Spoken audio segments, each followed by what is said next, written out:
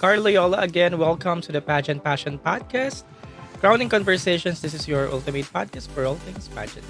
Siyempre pa si TikTok Pageant Guru, Carl Loyola. And I'm your TikTok Pageant Guru, TikTok Pageant Guru, TikTok Pageant Guru, Carl Loyola.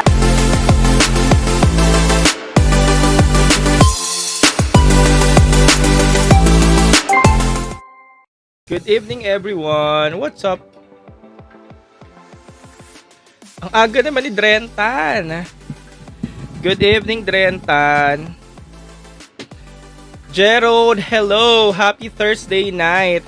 Drentan, bakit ikaw ang kauna-unahan? Nag-notify ba ako dyan sa'yo? Yuri Jen, hello. Agape. Hello, Agape. Jones, hello. Ayan, bati-bati muna tayo tsaka shout out. Day, thank you sa gift. Ano yung gift mo, plug?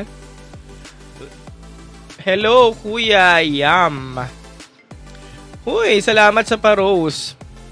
So, ayan, like lang kayo dyan. At syempre sa lahat ng mga viewers natin, magandang gabi. Again, my name is Carl and I have YouTube channel. My YouTube channel is Carl Loyola. And then, doon mahaba yung mga usapan natin. At kung hindi kayo makanood dito sa mga usapan natin dito sa TikTok, hindi nyo naabutan, pwede kayo mag-team replay doon sa kabilang app. Nag-i-invite daw, sabi ni Dren. Kuya, pupunta na po si Atisa sa Thailand ngayon. Hindi pa po, pero yan ang pag-uusapan natin. Ay, pagre-resign ni Yasser Rodriguez. Hindi ko alam na nag-resign siya, pero kanina may nabasa ko mahabang statement. Akala ko thankful message. Pero nabasa ko yung mga comments. Sabi ko, ba't malungkot? Hindi ko pa nababasa yung buo. Pero let's see later. Hindi ako mamaya and wala pa akong masay sa pagre-resign niya. Pero bakit nga siya nag-resign, no? Gusto niya ba yung top crown? Mamaya pag-usapan din natin yan habang nag-aantay tayo ng mga viewers. Ay, may corruption daw sa org. Paying for placements? Deserve ng mga nanalo eh. Actually, mas maiintindihan ko sana kung may hindi deserve na nanalo. Actually, yung top 2 highest crown nila, deserve na yun. Yun na yun eh. Naiintindihan ko nga rin kung bakit hindi si Yasser ang top crown or yung second top crown. Si JC nga nag-tourism, diba? Ang inaasahan ko nga si JC ang magse-celebrity international eh. JC Lopez. But yeah. Anyways, good evening sa lahat. At yun nga po ang topic natin ngayon ay Miss Universe Philippines Send-Off. Sali po ako next year, kuya. Ito pala si Ken. Si Ken ang makakasagot nan. Si Ken Filiarca. Good evening, Ken. Ayan, nandun, di ba kayo nandun ka kagabi? So, ano bang ganap sa Misters of Pilipinas? But yeah, ayun nga ang topic natin ngayon, Miss Universe Philippines. So, Boss Ken, ano ang chika mo about dun sa Misters of Pilipinas? Kasi yun nga, may nag-ask dito, bakit daw nag-resign si Yasser at ano daw thoughts mo sa pagre-resign niya? Deserving top 7 naman for me. O diba, Boss Ken, yun din yung nabanggit ko kanina. Sabi ko yun na yun, yung top 7 na yun na yun. Kahit yung top 2 crown, top 2 highest crown, Fitness Kineso, tsaka yung Man of the World.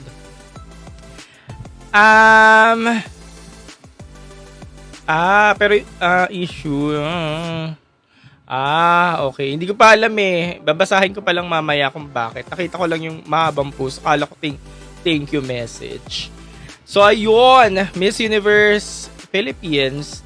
Send off ni Atisa kanina. And alam nyo na rin naman yung nangyari kasi marami naman naka-live kanina. Diba, dun sa nangyaring send-off. And yun nga, malapit nang umalis si Atisa. November 2 ata ang kanyang alis. November 2, pero not sure ako kung 6 a.m. So, kung gusto nyo maki-join para ihatid siya sa departure area. So, yeah, it's November 2. It's Sunday next week. But not sure sa time. Pero, mababalitaan na lang natin kung anong oras yan. Pero ang huli kong nakagip na time, 6 a.m. Aga, no? Kasi parang registration na rin ata ang November 2. Kailan po ang MU? November 21. So, boss, kaya daw vibes mo kay Atisa? Syempre, at least top 5. At least top 5, boss Ken. Nararamdaman ko naman na at least top 5 kasi parang katriyo na vibes din siya kanina eh.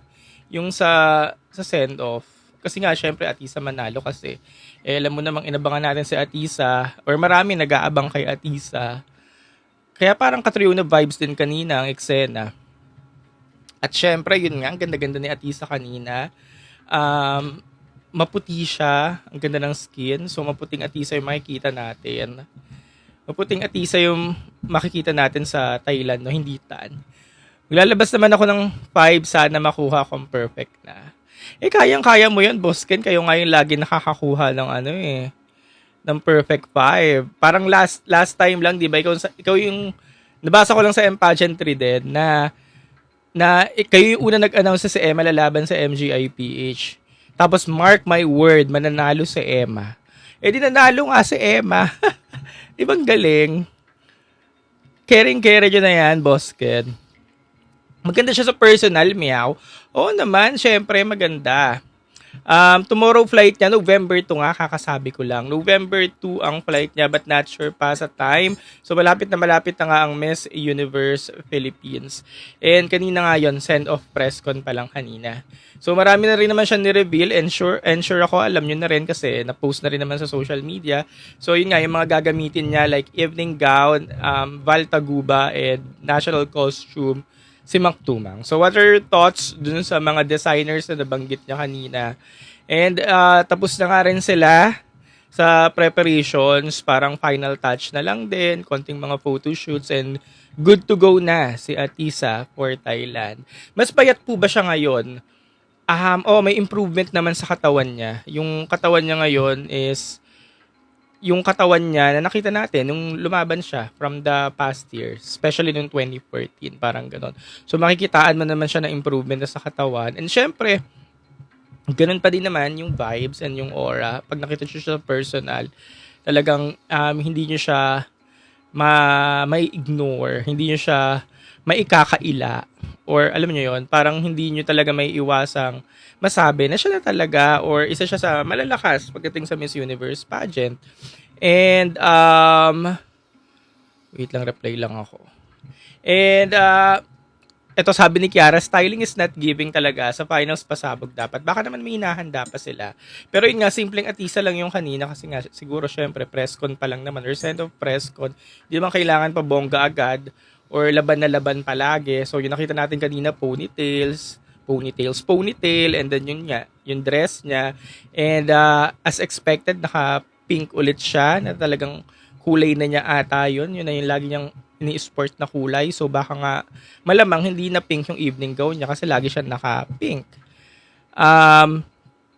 Pero ayun, ayun nga, ang dami nyo na naman nasasabi, no, na hindi okay ang styling or baka maghahanap na naman kayo ng styling. Pero yun nga, hindi naman kasi kailangan, laban na laban palagi. So, send of press con pa lang. Ayun, sabi ni Jenny, ikalma nyo. Press con pa lang yan. Di ba? Ano ba dapat maging ni Atisa? Tapos may pinakita mga teaser kanina dun sa video. May teaser video dun kanina sa press con. Tapos ang ganda-ganda niya dun. Ibang look yung pinakita dun sa teaser video kanina. So baka pagdating niya dun sa Thailand, baka malapit sa look na yun, na ibang look ang makikita natin. Daming comment ng iba kay Atisa, support na lang. Sabi ni Gaza Buaksua. Correct. Wait lang, hindi ko masundan yung tanong nyo. So what do you think daw of her energy? What do you think of her energy? Same energy pa rin naman yung nakita natin dati. So sinasabihan natin siya or sinasabihan ng mga pageant fans na kailangan energy. Kahit dun sa press con kanina, aware naman din sila yung org na energy kasi even si Arida, ganoon din yung advice sa kanya na may mga pahint na energy. Pero ayun nga, sabi ko nga nung mga last live ko, alam niya Atisa yung gagawin niya. So, kung hinahanapan siya natin ng energy, malamang sa Thailand, makikita na natin yan. Don't worry. And siguro nga, kung kung energy yung hinahanap natin at hindi niya maibigay, pero binibigay naman niya yung lahat. Gets niyo yun? Binibigay naman niya yung lahat at ilalaban naman niya tayo. Yun din naman sabi niya kanina. And, ano pa ba? Basta makikita natin si Atisa na laban-laban as she promised kanina dun sa press con. So, abangan na lang natin kasi mahirap din naman mag-predict agad, di ba? Mag-assume agad na gagawin talaga niya yung energy. Kasi nga, kung mahirap talaga or hindi siya yun, hindi niya talaga magagawa. Pero yun nga, in-assured naman niya sa atin na ilalaban niya talaga tayo ng buong buo pagdating sa Thailand. Kailan pa alis niya? November 2. November 2 ang alis niya. Ayun nga, sabi ni J4 Del Leon, nasanay kasi kayo sa Grand. So, ang panlaban nga talaga kasi ni Atisa, yung fest niya talaga. Kasi nga, Atisa is very regal. Diba, regal nga siya, ganyan. Regal ang beauty niya. So, fest talaga yung panlaban niya. Pagdating kasi sa Grand, bold and fierce, diba? So, iba rin ang atake doon. Iba rin ang atake dito sa Miss Universe. So, yun nga, dahil nga very regal siya, yun talaga yung magiging panlaban niya. So, expect natin at least top 5 pagdating sa Miss Universe. At least top 5 para manage ulit ang ating expectations para kung ano man mangyari, hindi tayo masasaktan. Sabi ni Bumbaya, si Vina Kabugera daw ang atake. Si Vina yun eh. Si Vina yun. Ito sabi ni Z, tinututukan naman daw ni Atisa yung gown. So, trust na lang natin siya. Correct. Wait, reply lang ako. May ka-chat. Ayun nga yung gown niya, guys, Val Taguba. But not sure kung prelims and finals Val Taguba. Kasi wala naman minention kanina na both gowns kay Val Taguba. Pero, national costume Mac Tumang. So, kung wala kayong idea kung ano yung mga national costume ni Mac Tumang, meron ata sa IG niya, may mga pahint na doon kung paano yung mga yari ng natcos niya. So baka magka-idea kayo pagdating doon. Pero yung natcos niya ata is something na hindi pa rin natin siguro nakikita pagdating sa international stage. Pero yung gown din, same din. Yung gown, kung gusto nyo makikita ng idea about the gown, pwede rin kayong sumilip sa Instagram ni Val Taguba para makita nyo yung mga example ng mga gowns niya. Pero mukha naman pinaghandaan nila yon. Kasi si Val Taguba nagpabalik-balik din sa Thailand eh. So baka kuha ng mga inspiration or may mga pinag-aralan. So it's a collab between Atisa and Val Taguba talaga. So abangan na lang natin yan pagdating sa finals. Shiano, do you think nililesen niya yung Maria sa introduction now para hindi nakakasawa? Pwede din. Feeling ko hindi muna ginagamit ngayon. Tapos pagdating lang dun sa finals or sa prelims, dun na gagamitin yung word na Maria. Kasi alam ko hinahanap ng ibang mga fans yung Maria, Tisa Manalo. Wherein kanina, Tisa Manalo lang yung binanggit niya. So, pwedeng nililesen. Or baka pwedeng hindi. Depende. Wait lang Hirami ni Atisa, dapat team ni Emma kung gustong laban na laban. Same team, Emma at Krisha. Hindi naman pwede mangyari yun, Reyna Kalawakan. Syempre, itong mga girls na to, may iba't ibang team. Tsaka syempre, respeto din dun sa humawak talaga sa'yo initially. Do you think mag-know when to pick siya, John Mark? I'm not sure sa know when to pick. Pero lalaman mo naman agad yon from day 1 pa lang or day 2 kung nag-know when to pick pa. But hindi ko alam, uso pa ba yan know when to pick? Sana ibalik ni Atisa yung Eno. Anong Eno? Sana wag maging Chelsea si Atisa, untouchable. Oy, untouchable ba si Chelsea? Hindi. Votings. Ayan, nag-start na ba ang votings, kuya? Hindi pa. Pero if ever, guys, may voting, so alam nyo na yung gagawin. Kahit mga simpleng likes lang or share na mga posts, pampataas rin yun ng engagement. Kaya malaking tulong na din yun. Pero syempre, kung kaya nga na bumoto kahit gumastos, edi kulang. Feel ko, Tisa and Vina, last 2 standing. Sabi naman ni top 5 highest ranking na for Siko. Okay, top 5. So, okay na yun. I-expect yun na muna at least top 5. Send-off ni Atisa tomorrow. Hindi bukas ang send-off. Sobrang ganda ni Atisa kanina sa press con. Grabe. Correct po. Ayun nga yung nabanggit ko nga rin kanina sa first part ng live ko. Yun nga po. Napakaganda niya kanina. Blooming. Iba yung aura niya. And, yun, mukhang mamamayagpag naman siya pagdating sa Thailand. But guys, again, November 2 nga po ang kanyang alis.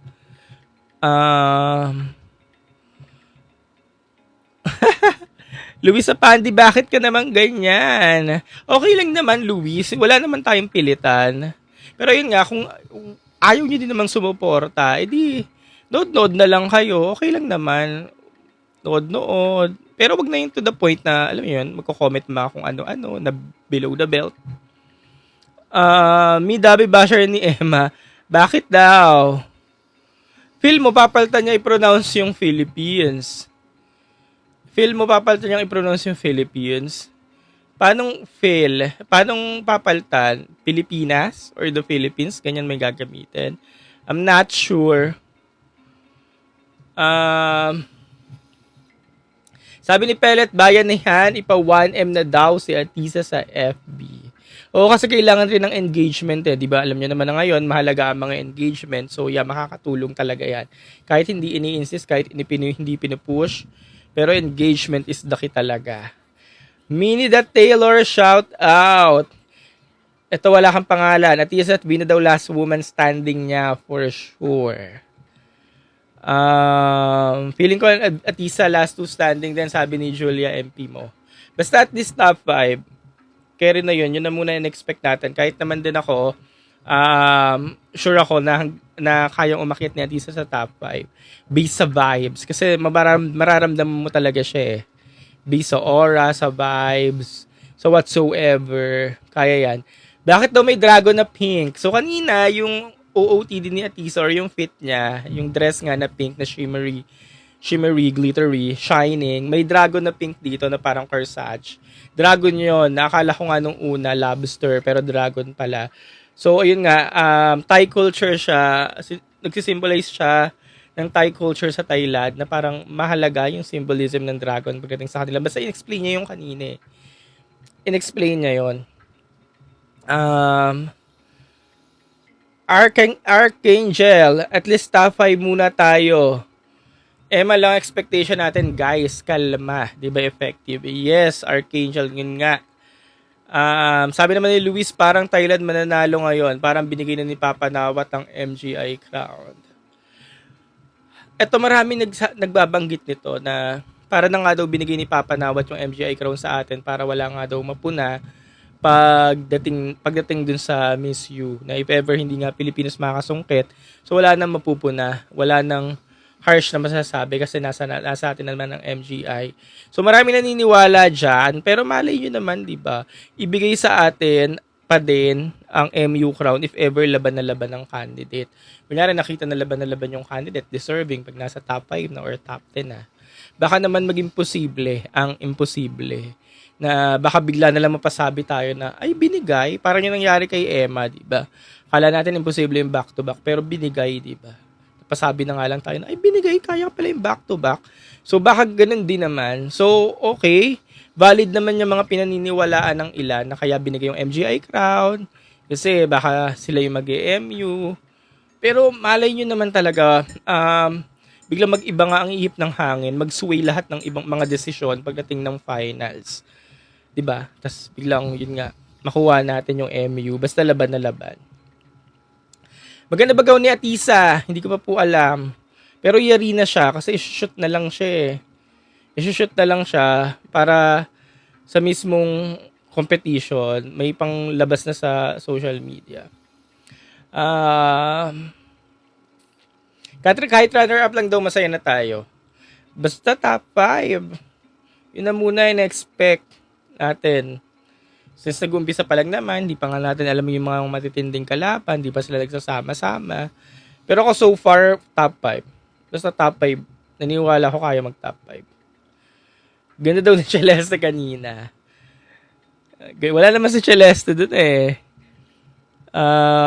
Yes, Archangel, basta top 5 lang. Ang tagal na rin daw kasing wala sa top 5. Diba? Last top 5 natin, Bea pa. Or kahit nga mag-runner-up na ngayon, okay na yun. Pero, syempre, kung kakayaning manalo, go lang. What if daw kung ma-unplay si Vina? Hindi na ma-unplay si Vina. Never. Auto top 5 yan. Ang tagal din ng inabangan sa Thailand eh. Yung candidacy ni Vina, yung background story niya, parang si Atisa din, di ba same sila na matagal inabangan for the Miss Universe stage, paulit-ulit, nakailang ulit sumali. Pareha sila eh. Pareha sila ng backstory eh. Kaya, alam nyo naman ngayon, di ba, yung may mga ganung backstory, sila talaga yung nakakakorona. So talaga mag-aagawan talaga silang dalawa. Silang top 2, masaya na me. Di ba? A, B, J, K, L, Q. Yes, Z, never settle for less. MU 2025. Malakas din kokoronahan ng USA. Wala pa nga sila nakokoronahan. Let's see. Sana daw maging friends sila. Si Vina daw tsaka si Atisa sana daw maging friends. Tapos bilang naging mag-roommate sila, no? Kasi normally, bilanggit din ito ni Atisa kanina, nagiging mag-roommate daw yung mga same-same ng language. So usually, ito daw mga Asians, ang Philippines, kadalasan, pinapartner or nire-roommate sa mga Asians din. So malay mo sila yung ipag-partner. So pag roommate na sila, edi magiging friends na sila. Yes, Luis. Matagal na. Pero so far, wala talagang pasabog si Atisa. Val Taguba pa rin daw. Diyos ko, sabi ni user 4577. May mga pasabog na si Atisa. Feeling ko hindi mo lang talaga nakikita. Ewan ko, for me may mga pasabog na siya. Like for example, nag-host siya sa Thailand, doon nakaputi siya. Pasabog na yon. Pasabog ni Atisa, ano pa ba? May mga pasabog na siya, siguro hindi lang natin napapansin kasi lagi yung mga hindi gusto, yung napapansin natin. At ganoon talaga, pag hindi mo gusto, laging mali, or hindi mo gusto yung mapapansin natin. Di ba ganun yun? Di ba pag hindi mo gusto yung girl, hindi mo makikita yung mga ginawa niyang tama, or mga pinakita niya maganda. Kasi may mga time na natutuwa ako sa kanya eh. Carl, confirm ba talaga si Emma talaga dapat ang MUPH? Yes po, confirm nga po. Napag-usapan din namin yan last weekend eh. Bago pa na ibanggit ni Atisa sa isang interview. Teka lang, hindi na ako makasabay sa mga comment. Wait lang. Isang kamali lang ng kandidata bash agad. Gaya kay Emma. Totoo, Z, di ba? Tapos parang wala na nagawang tama. Pero, naiintindihan ko naman kayo. Hindi ko naman kayo inaano. Valid naman ang mga opinion nyo. Kasi nga, lahat naman tayo opinionated, di ba? Pero yun lang naman ang thoughts ko sa mga opinion nyo. Bigyan natin lahat ng chance ang isa't isa. Alam niyo yun? Bigyan nyo lang ng chance. Panoorin nyo. Mag-enjoy tayo. Ganyan. Enjoy lang. Ganun. Wag natin stressin yung mga sarili natin. I-enjoy lang natin, di ba? Kasi at the end of the day, pagkatapos din naman ng pageant, babalik tayo sa mga sarili-sarili nating buhay. Di ba? Hindi naman tayo yaman or bibigyan ng pera after the pageant. Wag natin stressin ang sarili natin, wag natin silang stressin. I-enjoy lang natin. Sabi ni Sporty na luno daw siya sa MGI. Parang di na ako updated sa ibang pageant. Nakatuto ka lang sa MGI. Siyempre, ito pag nag-start na ang Miss Universe pageant next week, magiging updated ka na rin. Kailan na pag natisa sa Thailand? November 2 din, kasi nga po November 2 ang alis niya. So sa mga may chance na pumunta nga sa NAIA, then go, pumunta lang kayo sa NAIA. Kasi normally, ginagather naman lahat ng mga tao doon, fans, lahat nasa departure, di ba, pag Miss Universe pageant na. But not sure lang talaga ako kung 6 a.m. na siya. Po-provide naman din yung exact time nan.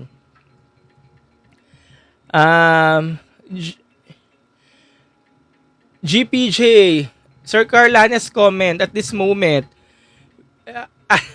Sir Carl Anes comment at this moment. Between Vina and Atisa, sino mas lamang? For me, ang sagot ko, Vina. And knowing kasi yung Vina or si Vina yung mga pinapakita niya, or something yung mga pasabog niya nga, especially may mga lumalabas siya mga videos ngayon, mga pasabog videos niya. V na talaga. Plus host country, Thailand, plus yung mga naririnig nga natin na kaya tayo nag-FGI, is V na talaga.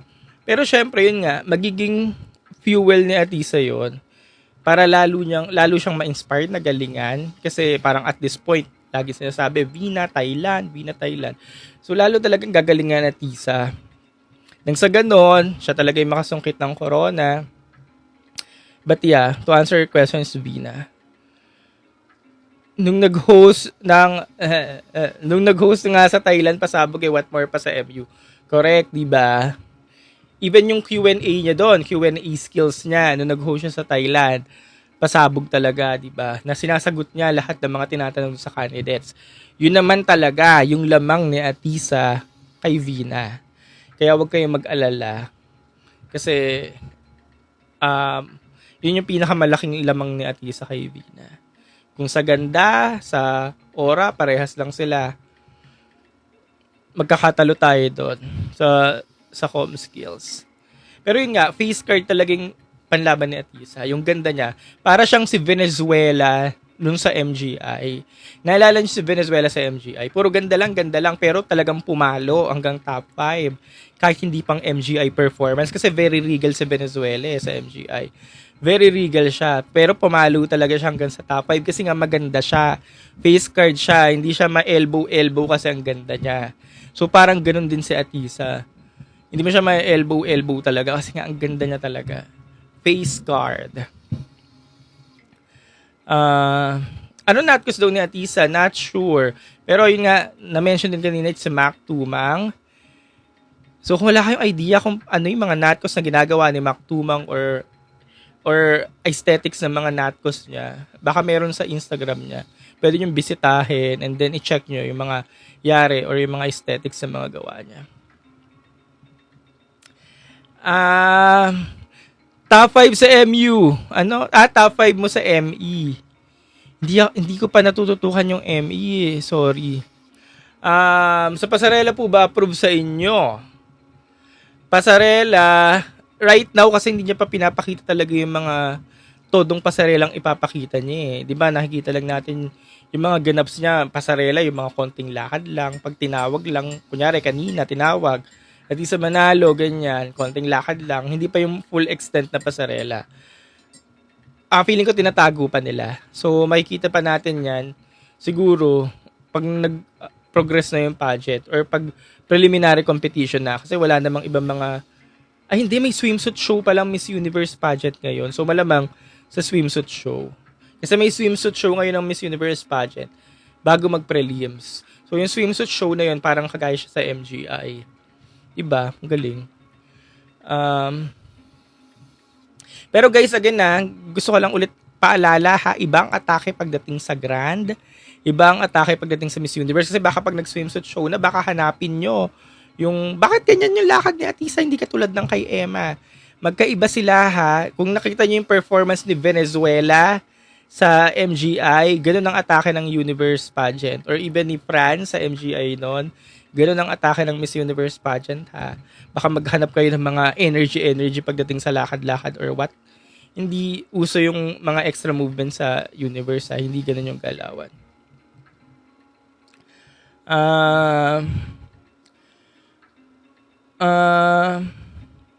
Si Mama Buek, sabi niya mas maganda daw si Atisa ng malala since siya yung nakakita ba ko?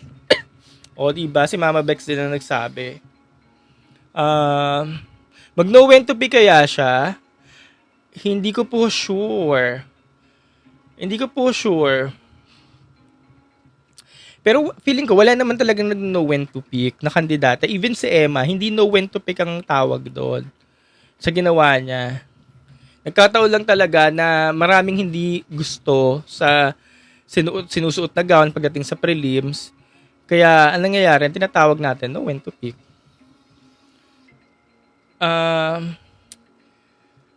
Tsaka, ayun nga, hindi na nga rin siya uso.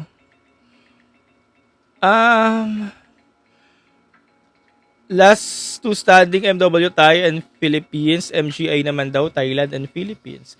O nga no, puro ano no. Thailand and Philippines no, sige tingnan natin pagdating sa Miss Universe pageant. Ibang MGI, ito nagalit si Sporty. Ibang MGI sa MU, iwasan ang pagkukumpara. Tama ba, Carly? Yes. Alam nyo na yan kung, di ba? Alam nyo na yan kung matagal na kayong pageant fans na magkaiba yung atake ng MU at MGI. Kaya wag nyo na hanapin yung mala MGI na performance pagdating kay Atisa kasi nga iba yung atake ng bawat pageant. Height ni Atisa, 5'9", 5'8", 5'9", basta matangkad siya. Malaki siya talaga. Need ko ng introduction at isa ng 2018. Tingnan natin. Pero kasi, syempre, kung hindi yun yung tinuro sa kanya, hindi rin yun yung gagawin niya. Ibalik to yung Maria. Ang dami niyong gusto. Diba sa mga ganyan-ganyan, no? So, sino na lang ang papakinggan ni Atisa? Malilito talaga siya. Yung iba sinasabi, okay na to. Yung iba sinasabi, tama na to. Yung iba sinasabi, hindi ganyan. Pag ginawa niya tong hindi ganyan, edi syempre, hindi na niya susunod yung dalawang nauna. Pag ginawa niya tong una, hindi na niya susunod yung dalawa dito. So, ano talagang gagawin niya? Kaya nga, makikinig lang talaga siya dun sa mga taong nagmamatter, sa coach niya, sa team niya. Kasi, yun lang talaga yung nagmamatter. Kasi ang dami natin gusto, malilito ka talaga, oh.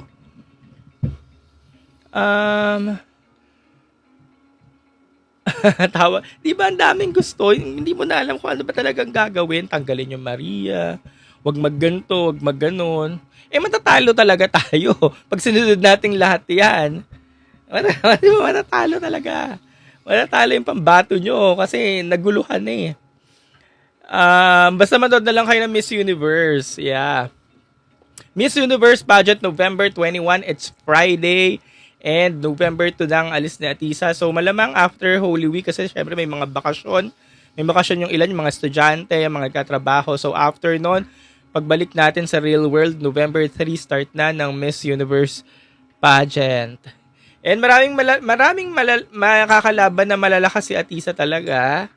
Hindi lang naman sa Thailand ng kalaban niya kasi lagi tayong Thailand versus Philippines pero hindi lang talaga sa Thailand yung malakas na makakalaban niya.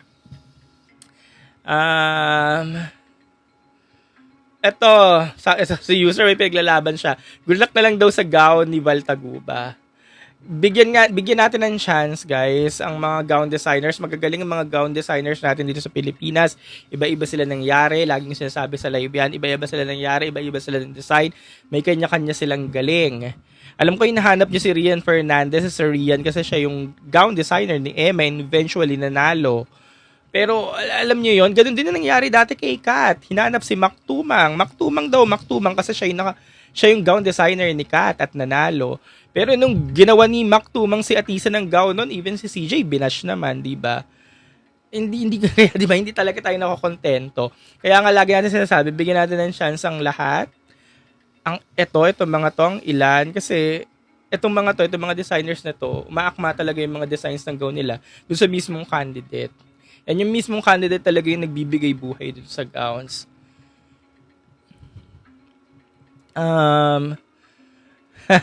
The Majesty mga tao kasi puro Rian Fernandez. Kasi siya yung trending ngayon si Sir Rian Kaya dahil nga siya yung trending, gusto rin, Rian Fernandez din yung sa kabila. Wherein, itong mga beauty queens na ito, ay may kanya-kanyang team, may kanya-kanya na set na designers, ganyan. Hindi porket bilang nag-boom si Sir Rian, gamitin na rin dun sa kabila. Si Rian ka na kasi nag-boom si Sir Rian dito. Diba, ang bilis naman magpalit. Si Venet Indo lulubog lilitaw sa heavy favorites. Hindi consistent sila actually. Lalo na si Venezuela. Consistent sila. Si Indonesia, si Sanliu. Sanliu, consistent din yan, di ba? Sanrio.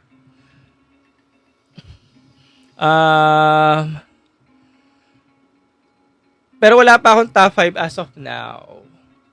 Walay pa. Walay pa kasi hindi ko nga rin alam. Hindi ko nga rin kilala pa lahat. Hindi pa rin ako nagre-research. Sa ano na, pag mismong arrival na, doon naman lagi yun eh. Nandun yung vibes nun eh, pag arrival na. Tagal the Miss USA. Mangyayari yan pag 3 days na lang before the Miss Universe pageant. Tsaka bakit may hinihintay ang USA?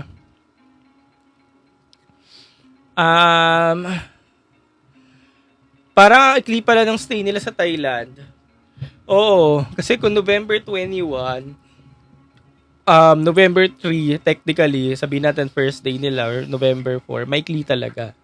And normally, ganoon na talaga ang Miss Universe, even like last year. Kasi November 16 ang Miss Universe dati, yung kay Chelsea Manalo. Tapos, yun, ganun din. Last week of October sila nag-start.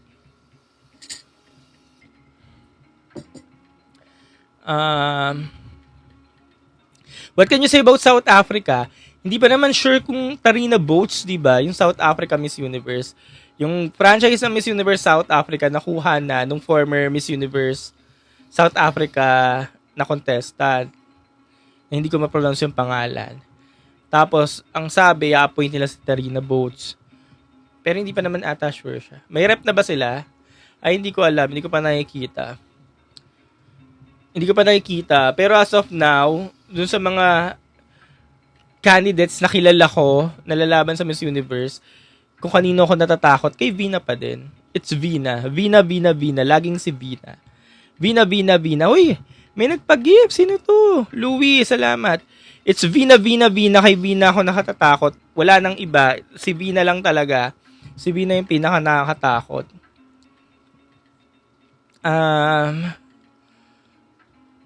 Excited na ako sa mga delegate, sabi ni Hai.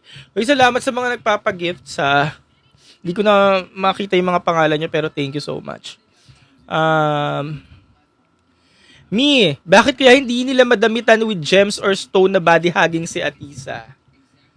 Puro malakortina. O nga, napansin ko din yan. Good observation. Baka ganyan ang ipapakita nila pagdating sa prelims or sa finals. Parang laging pink. Di ba? Walang pinagkaiba sa laging naka-pink. Kasi baka pagdating ng prelims or finals, baka ibang color. O nga, yung parang laging tela-tela, kortina yung damit niya. O nga, no? Pero tingnan natin The Majesty. Baka sa pagdating ng prelims finals, or pagpapalapit na, doon sila magpupuro bato-bato or what. May hinihintay ko yung video mo sa headshot. O nga, tabunan ko na yan, Last year, gumawa ako ng content na about Chelsea Manalo. Tapos yung kay Atisa, hindi ko na nagawan. Gawan ko pa ng script.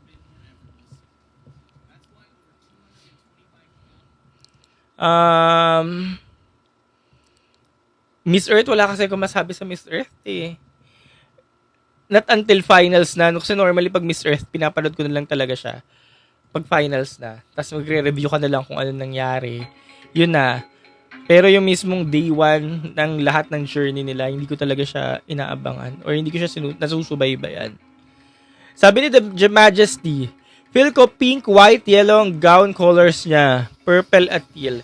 Yung gown color niya, na-mention na rin to sa amin last weekend na yung color ng gown niya, but not sure ako kung itototohanin nga nila or totoo. Parang may nag-mention kasi sa amin nun na hindi pa nga daw nagagamit na kulay ng mga Miss Universe Philippines contestants. Under Empire, hindi pa nila nagagamit na kulay. So ano ba yung mga kulay na ginamit under Empire? Yung kay Bea Luigi na gold, kay Celeste Cortesi na blue or purple, kay Michelle D na black, kay Chelsea Manalo na mint green or blue. Basta wala pa daw doon yung color na magagamitin.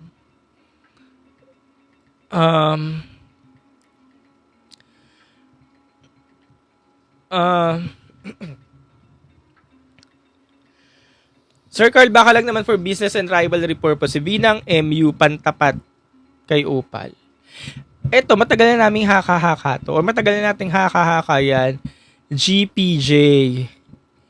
Na pwede talagang si Vina ang maging MU, yun nga, sabi mo nga, pantapat kay Opal.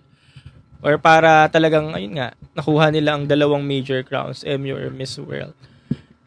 Pero yun nga, kung laban na laban si Vina pagdating sa finals, kung siya talaga yun, as in evident na siya talaga performer siya, bakit natin ipagkakait, diba?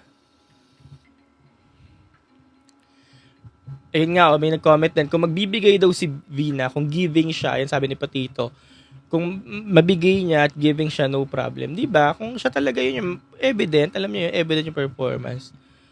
Talagang may wow factor, pati Q&A, mapabaw ka.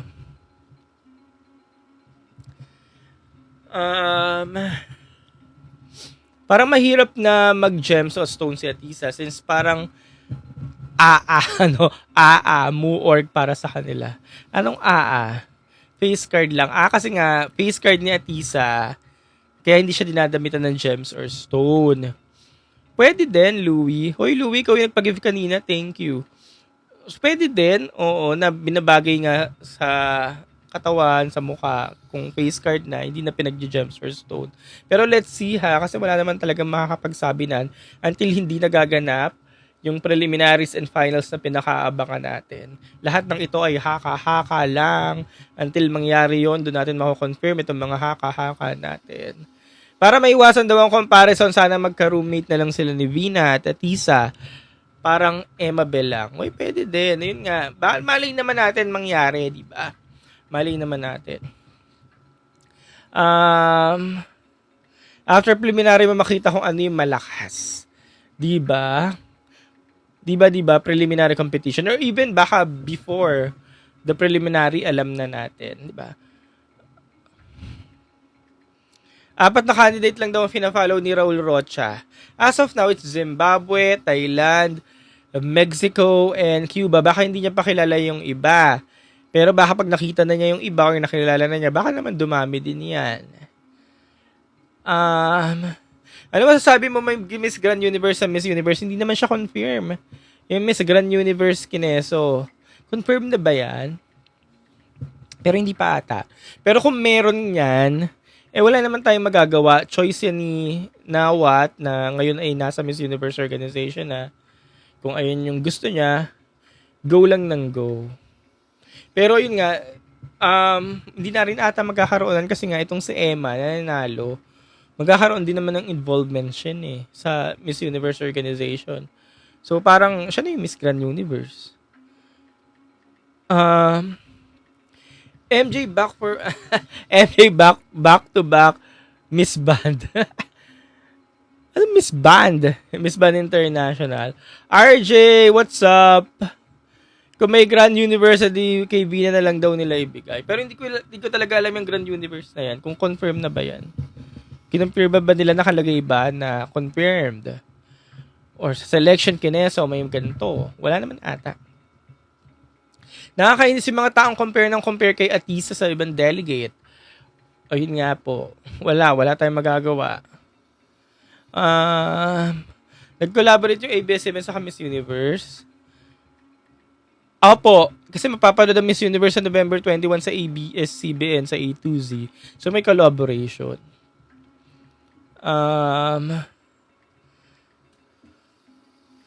Ano daw yan, like parang first runner-up pero next year lalaban sa MGI. Siya yung first runner-up. Tingnan natin kung i-appoint or i-announce nila sa mismong finals.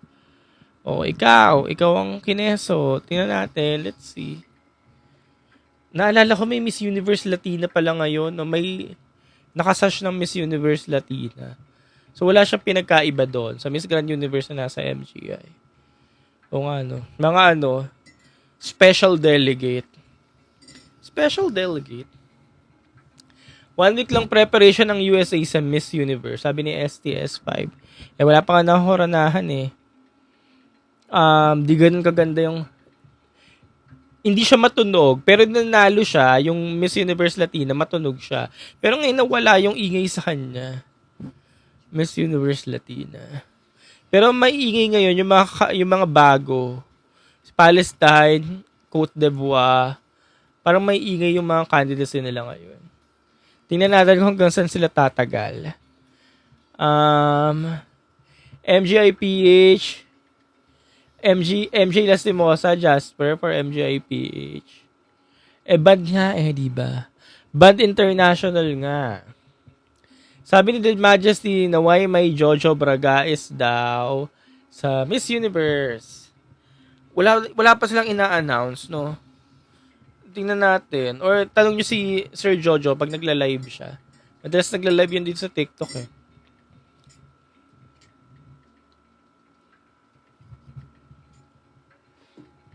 Paano kung may pasok sa November 21? Di walang manonood. Kaya ngayon, magsakit-sakita na kayo. South Africa ko daerang malala. Comeback nila ba to sa Miss Universe? Sino ba yung candidate ng South Africa? May candidate na ba? Tsaka tingnan natin. Parang nawala na yung ngayon ng South Africa. Hindi na sila ganun simula nung, di ba, malalakas sila ng mga 2000 hanggang 2021, ganyan. Pero after nun, parang wala na rin. Humina na din. Road to 1M na daw si Atisa sa Facebook. O di yun, malapit na. Two-timer na nag-top 5. Two-timer na nag-top 5. Talaga? Sino yun? Anyways, nakailang oras na ako. Yan, mag-iisang oras na ako. Sige, konti pa. Jojo sana sa MU suot. Jojo sana sa MU suot. Kapangit ng heels last year. Hindi nyo bet. Oo nga kasi daw, sabi kanina ni The Majesty, malalaki daw yung bakya ng Jojo Bragais, kaya bet niya. Kulot yung candidate ng SA. I-check ko nga yan mamaya. For you, Sir Carl, saang aspect ang need pa improve ni Atisa? Saan aspects ang need improve pa ni Atisa?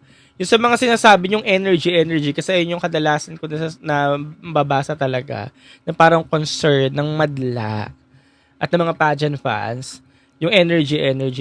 Sa ganung aspects, hindi ko napapakialaman yon kasi feeling ko kung ano yung pinapakita ni Atisa, goods na yun sa akin. Kasi hindi mo nga talaga mababago yung tao kung hindi talaga siya yun. Mahirap talagang ibigay yun. Pero as promise naman ni Atisa kanina, ibibigay naman niya yung best niya, ibibigay niya talaga lahat para ilaban tayo. So, nag-expect na lang tayo na kaya niya talagang makita lahat or kaya natin, makikita natin or maabot natin yung expectations na ina-expect natin pagdating ni Atisa, pag nag-umpisa na yung journey niya. So, hindi ko napapakailaban yung energy. Sabi ni Oreo yung boses niya, siguro yung boses na lang din if ever there are improvements na pwede kong sabihin, ganyan, or isuggest. Siguro yung boses na din na minsan nga, ayun nga, may pagkamalambot, siguro kailangan lang talaga ng the end, ganun. But alam ni Atisa yon at alam kong ginagawa naman nila, na take note naman nila lahat. Yan. Yan sabi din na Oreo. May advice mo kay Atisa, yun na nga po.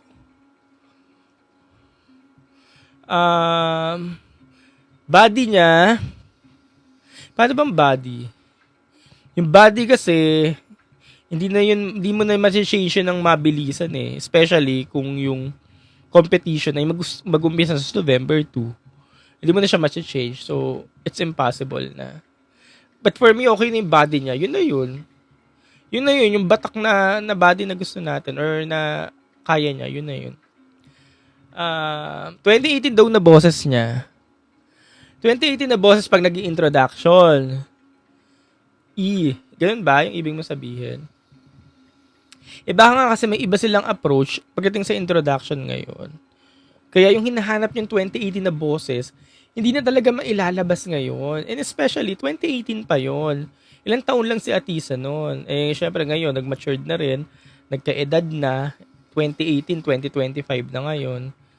So, hindi mo na talaga mababalik yung vibes ng 2018 sa vibes ngayon 2025. Kung ganun vibes yung hinahanap mo. Kasi wala na eh. Nagbago na lahat eh. Yes, Al Saud. Nandun ako kanina.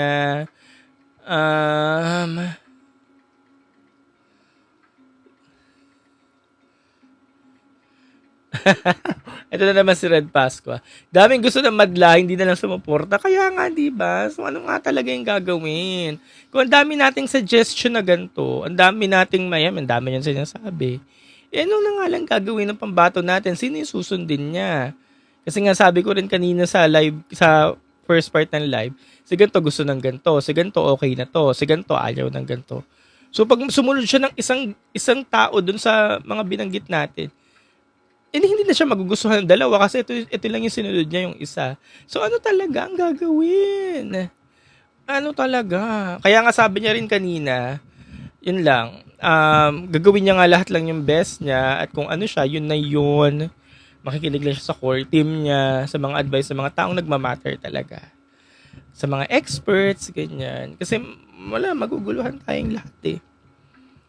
Pag sinunod natin lahat eh, iba-iba eh. So, ibig sabihin, di talaga tayo nakakontento. Ayun. Wala talaga tayong kakontentuhan. Kaya, kakasuggest natin, pag sinunod ng delegate, mapapariwara talaga.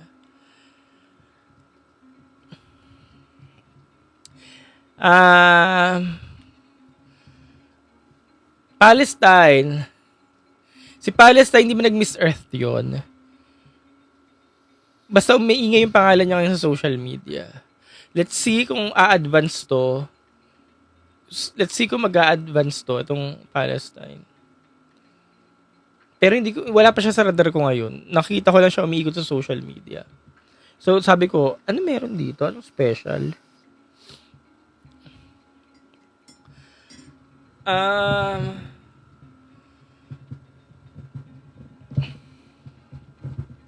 Mano sa mo kay Ati sa OOTD niya, nasagot ko na kanina. Kanina nasagot ko na yung OOTD. Feel mo papasok sa Ati sa top 5? Yes po. Kanina ko pa sinasabi, at least top 5. Pasok na pasok sa banga. At least top 5. At least top 5. Pasok na pasok po si Atisa. At least top 5. Based sa aura kanina, sa vibes. Tsaka yung sa alam mo yun, sa feelings. Sa vibes nga, sa aura. At syempre, Atisa nga siya. At least top 5. Kaya po. At syempre, para sa mga sumusuporta nga kay Atisa, kasi syempre, ang daming bashers ni Atisa eh. Sa mga bashers ni Atisa, wala talaga kayo makikitang tama sa kanya or maganda kasi nga bashers nga, di ba? Pero sa mga sumusupporters po kay, sumusuport po kay Atisa, yeah, at least top 5 kaya po.